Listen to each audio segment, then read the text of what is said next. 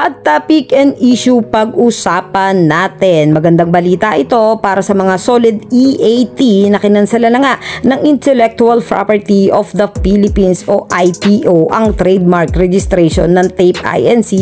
para sa Itbulaga ngayong Martes. Ayon sa IPO, kaya kinansila nga ay hindi napatunayan ng Tape kung paano nila nabuo ang pangalang Itbulaga Mark. Samantalang nakapaglabas naman ng testimonya at eksplenasyon kung paano nabuo ang Itbulaga na sina Tito Soto, Vic Soto at Joey De Leon. Kaya naman pumabor ang desisyon sa kanila. Kaya naman maibabalik nga ang pangalang Itbulaga kana Tito Soto, Vic Soto at Joey De Leon. Tuloy ang isang libot isang tuwa mga Dapper Cats. Sabagan pa natin ang ilang pangpahayag dito lamang sa Tambalang JK.